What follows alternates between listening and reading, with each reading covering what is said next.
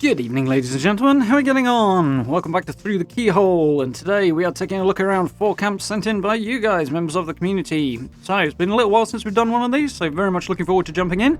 Let's get stuck in.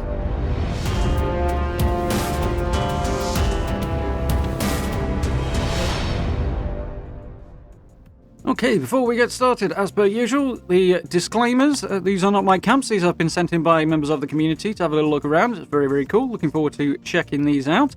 If you guys would like to appear in a future episode of the series, then head on over to the channel's community page. On there, you'll find a post with all the information you need on how you can submit your own camps to appear in a future episode.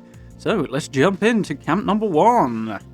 Okay, so our first build comes from Bearded Greybeard, who is on Xbox, and he's a stream regular of ours, who's very, very kindly sent in a build that is inspired by one I did back before Christmas, so very, very cool to see, very, very flattering. So if you would like to check that one out, I'll probably link it up in the corner for you. But he said, as with mine, his inspiration was the Brotherhood of Steel boat, and he feels they would happily have set to sea in this boat, sailed up the Ohio River to arrive in Appalachia, and now they are arriving at Atlas. They could use the ship to move supplies around, which makes a good deal of sense. This is also his first serious camp build attempt, which is really, really cool to see. Very, very fun to check out the early efforts. He's done a really, really nice job of this. He's taken the idea that I had and expanded on it a little bit. So, similar to what I did, we're going for a kind of tanker type vibe with the metal wall pieces there, which is really cool. It certainly makes sense. And we've got a decent sort of walkway going on out there. He's taken a slightly different approach to what I did. Used a couple of different pieces, which looks cool. And we've got an expanded cabin space as well, and a rear deck as well, which is really, really cool to see. A couple of nice little additions on here. And you just about see tucked down in the bottom corner, by the way, there as well. He's managed to have a wall extending downwards in the centre at the back, which kind of looks like a rudder, which he didn't have on mine. And yeah, I like the look of that. It's pretty cool. I think it's probably a piece left over from trying to put that roof on underneath, which is difficult at the best of times, but yeah, it kind of creates a nice rudder look at the back there, which is cool. So that's a nice little touch. Plenty of got a nice, neat job done on the wiring here. It looks pretty cool, and sort of expands out the outline of the camp, and also gives it a kind of rigging vibe, which is quite cool for a ship. So, taking an angle around the front, he's very, very kindly tagged me up on the front there, which is really, really nice. Might confuse a few people, but it's cool. I appreciate it. Got the Scorched Beast Queen on the front there as a bowsprit, which looks really, really cool. And the Brotherhood, what do we call this? It's not a flag, it's more of a sign of some kind. I don't know what to name that thing, but nonetheless, demarking the faction loyalty there nice and clearly from the corner of the coast here. Little basketball hoop out there for a little entertainment on the deck should you need it. Having a look down the walkway here, we've gone for a nice approach with the mesh flooring here. It looks like it's kind of temporary and working around that frame, which goes well. And obviously it works with the staircase there as well, because we can't change the textures on that. So all integrated quite nicely there. Bearded Greybeard's done a very, very cool job on this. Looking good. See the nice sort of profile of it from here as well, which is always cool to see. Taking a look down from the top deck to the main one, we can see all the crafting benches are spread out on the top deck there, on the main deck rather, along with the symptomatic, giving you plenty of room to access those, and when you're just making a flying visit back to your camp, makes them nice and convenient to get at, which is always useful as well. Looks good, everything we need on there. Nice little welcome mat as well. Dropping down to the lower level, you can see it actually from the level of the deck, so reasonably compact up here, but he's expanded the cabin compared to what I did, so kind of makes sense. But yeah, everything you need on here, looking very, very cool. Flipping it round, we can see through the door into the main cabin up there, as well as down the stairs into the lower deck, where we've got some sleeping space and some more storage as well. So heading on to that lower deck, see we've got a few hammocks in there, which makes a great deal of sense for a boat. And some sleeping bags on there, because we're always lacking in bedding with most of the beds in here, so combining those two is a trick I like to do quite regularly. Makes it look a little bit more personalised and gives it a little bit more completion to an otherwise bare bed, so always looks good. Tons of power here, which is probably what you need to move a boat of this size. So we've got power armor stations and stuff down the other end, and plenty of stash boxes for storage, and just to add a little bit of decoration and texture, which is always cool. Flipping that round and get a closer look at the power armor stations. We've got 3 of them in here. Definitely channeling that Pridwin vibe, which is really, really cool to see. Definitely reminds me of the main deck on the Pridwin with all the power armor stations there. So keeping that Brotherhood of Steel vibe going quite nicely. Plenty of bits and pieces to sort of complement the power armor stations as well with the toolboxes and things like that, as well as storage for components. We can see over here on the side. Heading up to the cabin on the main deck. We've got a little bit of space to chill out here. We've got the table and some chairs in the corner there. Got a view towards the front of the ship here. A few little bits of decoration as well, a little space to work on, and a desk in the corner here, which we'll see in a moment when we flip it round. Got the ally hanging out there in the Charlie the Moo outfit, which is characterful to say the least. And you gotta love the sheep squatch hanging out in the corner as well. Fellow always looks so happy.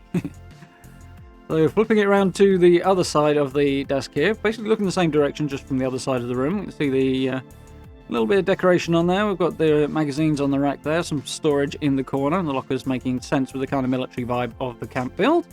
As well as a few little bits of decoration with the Deathclaw statue, which I'm absolutely loving, and every time I see it I think I shall have to use this more often. So very, very cool little item there. And again, looking from the front towards the back of the ship, we can see the access to the poop deck there, and a little bit more of a look around at the additional bits of decoration towards the rear end of the cabin here.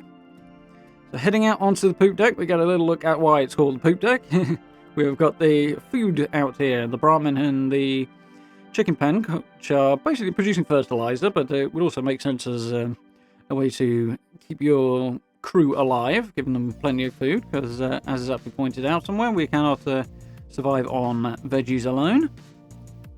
So flipping it around there, we can see we've got the spade on the wall, which is going to be an absolute necessity if you're going to have a Brahmin on the deck of your ship, as I doubt it's got the good sense to get over the side when it needs to do its business, so shoveling will be required.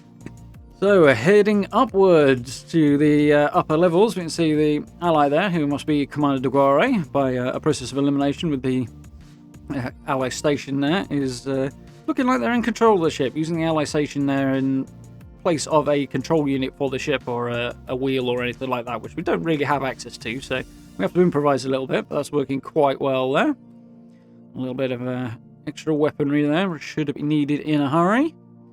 So, up on the top deck here, up on the roof, we've got the two pylons, kind of giving the impression of masts and some rigging there. A few extra bits and pieces to dress it up. Some weaponry to repel any unwelcome boarders. And just to intimidate everybody, of course, we've got the Wendigo Colossus hanging out at the top as well. Looking good. And looking down from this roof, we can see the sort of middle deck towards the stern of the ship. We've got a few veggies on the grow as well. Looking good. Very neat job done with the pylons there and the wires running around the outside as well, which is nice to see. Do have to admit, I'm not the biggest fan of trailing wires generally. I try and avoid it in my builds, but Bearded Greybeard's kept them neat and tidy here, which is cool. Actually, they look to be positioned right on the ends of the railings, so I'm guessing those conduits went in first and the railings afterwards, and they look to have snapped in quite nicely together, and they look like they're more or less part of the railing, which is a nice use of those. It looks good, that. Really good idea. And the raider cage hanging out in the corner, just giving a little bit of decoration to the coastline there as well, which is cool. So yeah, all in all, quite a cool little take on the ship that I did a while back. Got a few nice little additions, a couple of nice bits and pieces, and a nice, neat, tidy looking boat. Really, really cool. So, nice job done there by Bearded Greybeard. So, camp number 2 is over on PC and coming in from Chris, who is also on the edge of the Ohio River here, and has gone for a few separate buildings in this particular design, which is cool. Got nice little self-contained units, which is a pretty cool design. And the idea behind this one is to have a floating pier type of camp. So, he said his character, named Drennis, found some toxic waste barrels near a wrecked truck in the forest, and wanted to clean the area up and build a safe storage for the waste, which we can kind of see hanging out in the back there. Along his adventures, he's expanded the camp and named it the pier. He has used the empty barrels to serve as a basis for the floating parts of the pier, which is a cool idea. Not sure if those are already in place or if they've been added in afterwards and sort of positioned to look like they're supporting the pier, but we'll have a closer look at those in just a moment. He's invited the settler forager over to stay, and unfortunately, apparently Drennis was mutated whilst handling the toxic waste, but he's still determined to clean up the wasteland, so very, very cool. Yeah, there's a few things I really like here. We've got some nice use of the really, really large street lamps, which can look a little obnoxiously large sometimes, but in this case, because there's a lot of height to the build anyway, and it goes across a couple of levels with being on the edge of the river here, it actually works quite well, which is nice. We've also got a decent look at the well-dressed-up separate buildings as well, so very, very cool start to the build. Flipping that around, we can see the pier from the other side. We've got the seedy shed there, just tucked next to the edge of the pier, and the walkway extending out there. You can see a couple of the barrels at the bottom there, floating underneath the platform, providing a little bit of support. It's actually something I did something similar to this a long time ago in Fallout 4. There's a lighthouse right down at the southern end of that map. I did a workbench anywhere build, sort of on the edge of that, and did some floating platforms using barrels there. So, cool idea, that one. I did like it a lot. Very nice to see. And a nice looking job here. Looks like the little splashes of light from the lamppost and the cage bowl lights there as well are going to add a nice warming glow to the place too. Nice few bits of decoration as well, just to spruce things up a bit, which looks cool. Heading close to the water's edge, we can see those barrels floating underneath again, and the settler forager's place over by the tent there. Mixing things up, got a few different types of structures, which is always cool. Plenty of little bits and pieces with some workbenches, some vendors, lots and lots of little bits of decoration just to give it a bit of character and uniqueness. And all looking really quite cool down here. Close up on the settler forager, who is wearing the long coat, which is one I've yet to pick up. I have to keep my eyes open for that one because it's a cool and rare item, that one. So very cool. Got the nice minecar cooking station out by the edge of the water there, so you got a nice view as you're cooking up some grub. Always good. We've got the generator down in the bottom there as well, the water wheel, which is looking cool. I do like that. It's a very wasteland style water wheel. It's a really cool design feature. And got to approve of the little animatronic cat, even, if I can get that word out, apparently, that is perched on the stash box there as well. Always got to have one of those. Love it. So here we have the shack right by the edge of the river that is supposed to contain the toxic waste. So we've got some stuff in there, not too sure what, possibly symptomatic. And we've gone for the door from the communist bunker, I think, there on the end, which I imagine the opening animation is a bit awkward for, but it looks quite cool. Got a nice ramshackle look to this place, kind of thrown together with whatever you can get your hands on, using the junk walls there to support it rather than using sort of regular walls, as well as having a nice sort of posts on the corner to support the roof as well, looking very good. With that communist door, I'd imagine you'd have to place a regular door from the same row in the menu, and then just swap it out afterwards. It'll allow you to put it in places where it's otherwise not supposed to go, but nonetheless, nice little shed by the water here, looking pretty cool, pretty organic and very wasteland. Very cool. So, heading back up to the hill a little bit to the front entrance, we've got a nice little barricade here, just providing a bit of extra security for the space in between those buildings. Got the encampment fence acting as a gateway there, and some reverse junk fences as well, just to shore up the outside of the building, make it look a little bit more solid, a little bit more complete, which is always cool to see. Again, you can see that nice warming glow coming through as well, which is always good. And a little bit of advertisement there out the front as well for the vendors. So spinning around and get a look at this house from the other side, and we've got a really cool design here. It's kind of hard to see what's going on with this a little bit, but I think there is a foundation here that is on a bit of an angle and is kind of clipped through the two main ones in the building, so it creates an interesting shape.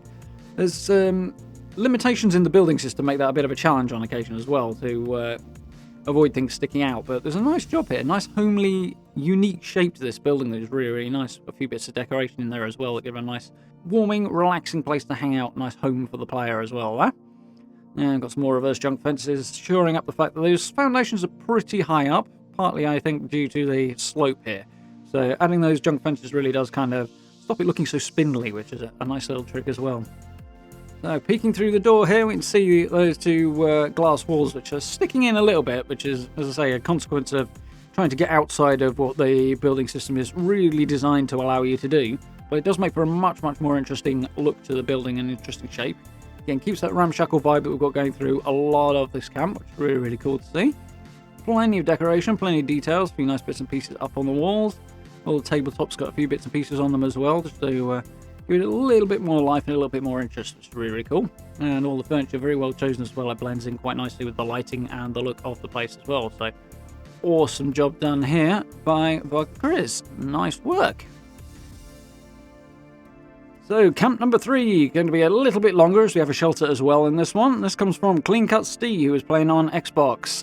And this looks to be not far from Wade Airport, and I think that'll be the River Gorge Bridge peering through the trees there. A little hard to tell with the branches, but that's my guess at the location. So, the idea here is that he found the open train car and went with the headcanon that it was an abandoned train station, too run down even to put vendor bots in. And the character moved in, brought it back to life, restored the place, and hopes to use it for a station serving Wade Airport once the railways get up and running and we start properly rebuilding Appalachia. So there's an apartment upstairs. He says he would like to use the rail car from the Slocum's Joe pack when that eventually reappears in the Atomic Shop, but for now, this is looking pretty cool. So, as you can see, we've got a very much in keeping with the stations we can find around Appalachia vibe here. It looks good, nice and clean, definitely well restored. Liking the look of this a lot. Nice bit of decoration around the platform as well, always cool. So, heading down onto the platform, we've got a few stash boxes, some sitting areas, a little splash of colour here and there as well. Got with vault roofs on this one, which is an interesting choice. I don't see them used very, very often, but they incorporate quite nicely in here. So everything else is quite clean looking as well, so it looks pretty cool. Got the nice view down the platform here. So taking a look inside the train cars, these are a little awkward to build in a lot of the time, especially as they're very rarely level and often have a lot of clutter in, but this one seems to have been pulled off quite nicely. Nice view down the length there. We've got a power armor station tucked in at the end and using it as a place to put their vendors. Heading around to the back of the main structure, we've got a sort of veranda extending around the back from the platform. A few display cases out there, little special lighting colour, looking good, as well as the entrance upstairs to the apartment over the top of the train station. But looking inside the train station, we've got very, very nice and cleaned up look in here. I do like the ticket machines, using the terminals there as ticket machines and dressing up the sign as well. Looks pretty cool. It's definitely a nice thought, that one. It's a good idea. Kind of keeps the vibe with the terminals in flatwoods as well, which is always good. Got the right sorts of benches in here. Gone with the nice clean stone walls as well. The place looks very, very clean and tidy and finished. It looks like it's double walls on this one, judging by the wallpaper on the outside as well as the inside. So cool use of that technique. Looking good. So looking down the place, we've even got the sort of vendor space in there. So we've got Beckett tucked into that little space, as is probably the best choice, given that the ally options for proper traders are a bit limited. So Beckett's definitely a best bet there. Tucked into the vending space as well, which is cool. I've got a few stash boxes, a few other bits and pieces. Nice clean looking train station here. So, heading on upstairs to the apartment. He did say he'd like to do a little bit more with this as he's run out of budget, but it's looking pretty complete to me. It looks pretty good. Can't see a lot that needs doing here, to be honest. A nice little separation of the areas in here as well, which is cool. Got like a little working area in the bottom corner here, the sitting area that's in the main centre of the view, which has got a bit of carpet on it, which is nice. It's one of the newer ones, I think, that one, so it looks pretty cool. Nice looking space. Bit of wallpaper as well, just to separate that area and demark a separate function, which is cool. A few bits and pieces of decoration on the fireplace and around, always looking good. So, flipping it around, we have a little kitchen area, which is continuing the separation theme. We've got the bookcases there used as a kind of breakfast bar. A few little bits and pieces of decoration as well. Some nice patient work done there to put a few bits and pieces onto the shelves as well, which is cool to see. I do like to see those decorated shelves. Just take a bit of time and fiddling around with to get those lower shelves decorated, but nice job done here. But the reverse bar from the sort of modern fancy bar set, which is basically White Spring themed bar, and that looks good. We've got the cooking station glitched into it there as well, which kind of fits in quite nicely. You almost wouldn't notice at a quick glance that the cooking station's in there. So really neat job done on that one. Looks very, very cool. A few bits and pieces on the walls as well to add a little bit of texture and decoration to it as well. Looking good. Heading on into the bedroom. Nice and simple. Kind of narrow in here, but got to use the space you have available. Plenty of colour, looking good. Matching the bedding to the floor and having a nice splash of colour on the walls looks good as well. And it looks to me like peeking in at the top there, we've got the Red Rocket sort of chandelier light, which can be a bit of a pain to use sometimes. With the nice high ceilings in here, there's a bit more room for it, and good use there. It's nice to see as well. Curtains breaking up the texture on the walls as well quite nicely. Definitely a good addition, those. And the train set tucked in the bottom as well. Looking very cool. So, heading on into the shelter. This one takes a slightly different direction coming in, and the idea with this one is an underground music club, kind of like the Cavern Club that the Beatles used to play at back in the early days in Liverpool, which is very, very cool. We've got a bar, toilets, and a backstage area. It's quite cramped back there, as it's difficult, which makes it difficult to take photos of. But there's a dressing room, a green room, and an office. And the idea is to encourage local bands to play music to pick up everyone's spirits, seeing as we're in a post-apocalyptic wasteland. So this entrance area has got a load of workbenches, everything you need down here, which is looking cool. Just get the essentials packed into that open area at the front. As we spin it round, we get a close-up on the kind of entranceway here. Obviously, limited space. You can position walls in at an angle, but you obviously need the space to actually fit that wall in, which I'm guessing was a bit of an issue here, hence the stacked barricades. But it looks good. It looks very, very cool. We've got a nice entranceway here. We've got Gladys Knight and the Pit Boys playing soon, and Queens of the Scorch Beast coming up afterwards. Very, very cool to see. Lots of little bits of detail and decoration as well, which is always cool. So heading on through that door, we can see the main club, and this is really cool. A lot of patience and time taken to get those chairs positioned just right and lined up. It looks really, really nice. Very neat job done on that. Floor looks good as well. So it's got a kind of ballroom vibe. There's actually a venue up in Glasgow that I once visited that it kind of reminds me of a little bit as well. Nonetheless, it looks very, very cool. Really nice job done on the stage as well. We'll have a look at that in a sec. See the bar tucked into the corner. Just nice and simple. Not a lot of room to squeeze that in, but it does look good. We've got all the essentials on there. A few little bits of decoration, somewhere to hang out at the bar. I do like the line of posters down the wall as well. Those fit in with the music venue vibe as well. It looks really, really cool. So looking at the stage here from the corner, this was an interesting choice here. Getting stairs to snap in this place is kind of a nightmare. They don't like snapping through the floor of the vaults. So using stacked floor pieces to create a staircase that way, it looks to have worked pretty well here. And adding a different bit of floor texture to it as well as separated it from the main level. So it definitely looks very, very cool. So we've got some more bookcases along the front just to close it off with, which looks good. This place is looking nice and complete, which is really, really nice. Really, really clean as well, which is cool. So I like the use here of the little conduit as a microphone. That's an interesting bit of adaptation there. That's cool. A couple of plushies down there as an audience for the moment as well. But there's some really, really cool ideas here as well. There's a lot more bits and pieces thrown up on the walls as well. To add a little bit of texture and interest. See, we've got the bathroom tucked in the back corner over there. And a few spotlights on the stage as well, which also keep that sort of music venue look going really, really nicely as well.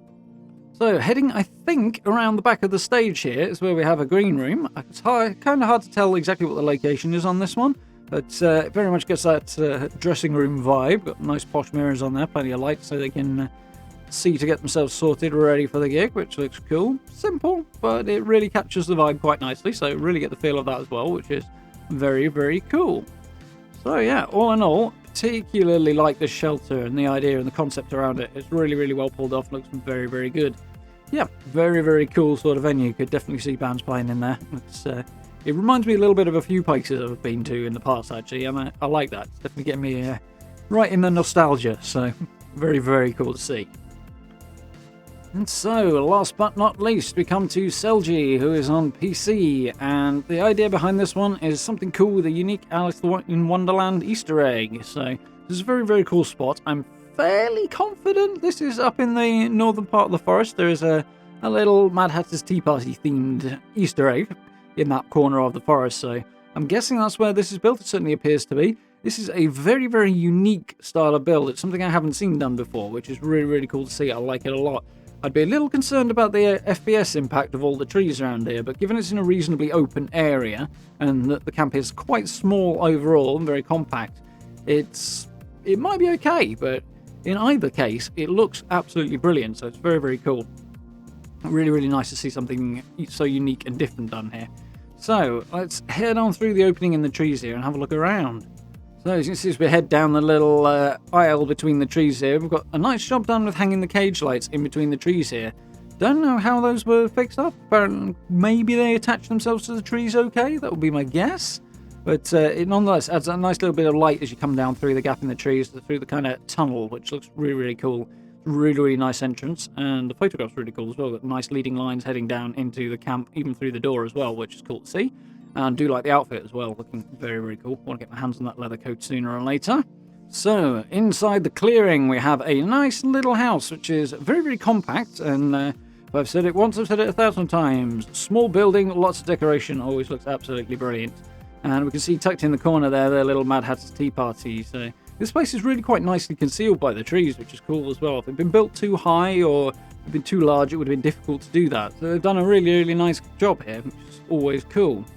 Lots and lots of detail and decoration on the porch there. Nice little place to hang out as well. Very, very cool. As well as the fashionette bonfire, adding a splash of colour and light, along with the cage lights as well. You can see the Mad Hatter's Tea Party here, just beside the main building.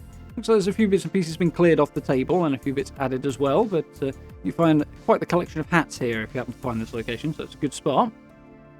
So heading on inside, we have some very, very tightly packed pictures here because, once again, small space makes it difficult to take pictures, but very, very cool nonetheless, and a very, very nice, well-decorated environment.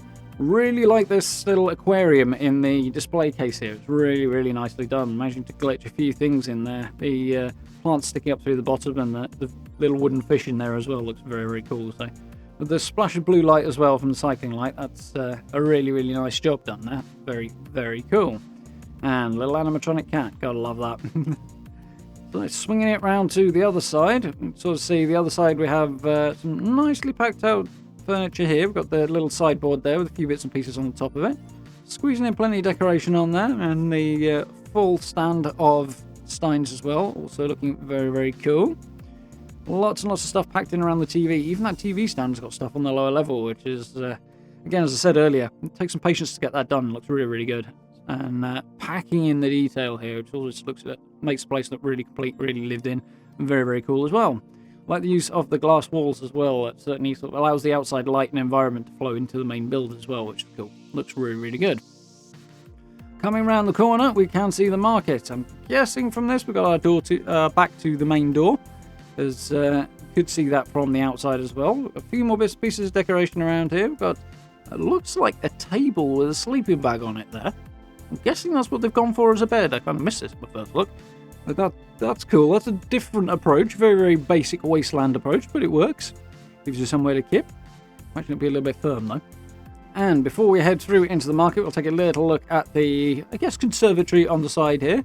Simple. Gone for a nice little bit of flooring there. Gone for texturing it up, making it a little bit different. A nice little place to hang out with some presents on the table there. A little view out towards the Mad Hatter's tea party. Giving it another little hangout area here, which is always very, very cool.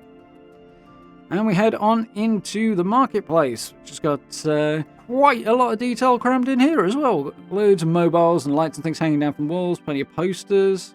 Full collection of the rare fashion app mask as well, which is nicely done. Good work there, congratulations. A little bit jealous of that.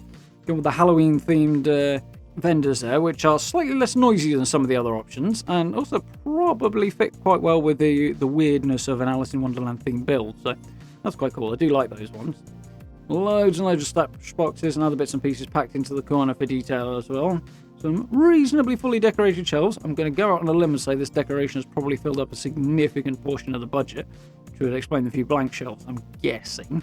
Also, they'd be quite difficult to place stuff on, I should imagine, as well. So 6 of one and half a dozen of the other, as it were. But looking very, very cool, very detailed, and a really, really nice job. One thing I can't spot, interestingly, I don't know if I'm being blind or if they're just out of sight somewhere, I can't really see any crafting stations.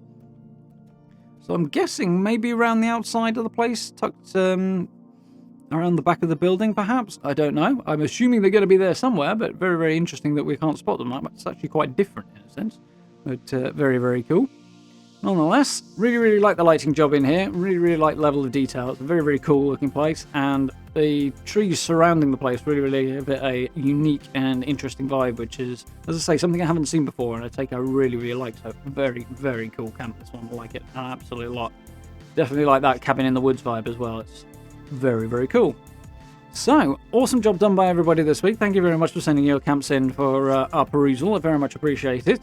If you guys would like to appear in a future episode, as I said before, you can head over to the channel's community page, find all the information and details on there, and do send them in. I'm looking forward to seeing what you guys are doing. But for now, thank you very much for watching, and thank you very much for everybody who sent the camps in. If you did enjoy the video, please do consider dropping likes and subs. It's hugely appreciated. Down below the video, you can find social media links, the merch store, and the channel memberships on that blue join button, all of which massively help out the channel. So massive thank you to everybody who has partaken of that already. Very, very much appreciate it. If you get a chance as well, do join us for live streams as well. We're carrying on with Fallout 76, moving towards the new update now. Looking forward to that. And we're also playing Remnant from the Ashes on the side as well, which is a lot of fun watching me get absolutely destroyed in a Gun Souls style. So lots of fun. So do join us for those. But for now, thank you very much for watching. I look forward to speaking to you all very, very soon.